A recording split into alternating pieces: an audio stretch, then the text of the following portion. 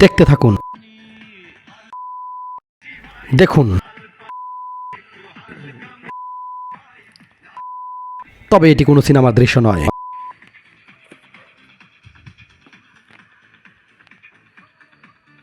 খবর যুগের সাথে থাকুন।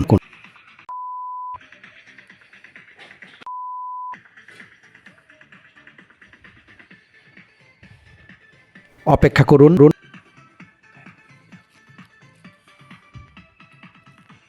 বিস্তারিত জানুন। শেষ দৃশ্য অবশ্যই দেখবেন। আবারও বলছি, এটি কোনো সিনেমার দৃশ্য নয়। এতক্ষণ যে দৃশ্যটি দেখতে পেলেন, এটা কোনো সিনেমার দৃশ্য না, এটা টাঙ্গাইলের ভুয়াপুরের বাস্তবতা। মাত্র 1 মাস আগেই মাদকসহ গ্রেপ্তার হয়েছিল হাসান। জামিনে বের হয়েই আবারও ইয়াবার বিশাল চালান হাতে উল্লাস। সেই ভিডিও ছড়িয়ে পড়ে ফেসবুক, সৃষ্টি হয় তীব্র ক্ষোভ। অভিযানে ভুয়াপুর থানা পুলিশ আটক করে হাসান ও তার সহযোগী সুমনকে। উদ্ধার করা হয় সেই জায়গা থেকে ইয়াবা ট্যাবলেট, গাঁজা এবং মাদক সেবনের সরঞ্জাম।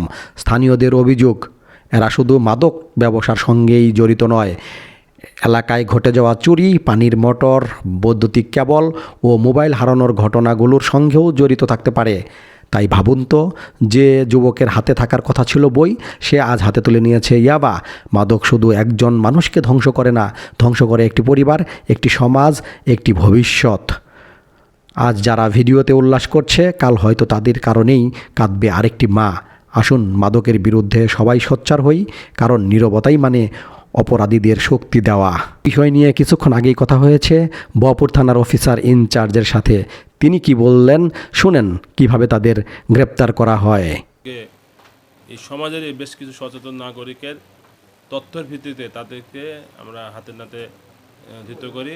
তাদের কাছে ইয়াবা সেবনের সরঞ্জাম এবং কিছুটা গাঁজা পাওয়া গেছে। এই বিষয়ে আমরা উপজেলার সুযোগ্য উপজেলা নির্বাহী অফিসারের মাধ্যমে মোবাইল কোর্ট পরিচালনা করছি এবং তাদের জেল এবং জরিমানার ব্যবস্থা। এ বিষয়ে কি বললেন উপজেলা নির্বাহী অফিসার? সে হচ্ছে এই জিগাতলা সরকারি প্রাথমিক বিদ্যালয়ের পেছনে একটি পরিত্যক্ত জায়গায় ইয়াবা সেবনের পরে বিরক্তিকর শৃঙ্খল আচরণ করে জনশান্তি এবং শান্তি শৃঙ্খলা নষ্ট করছিল।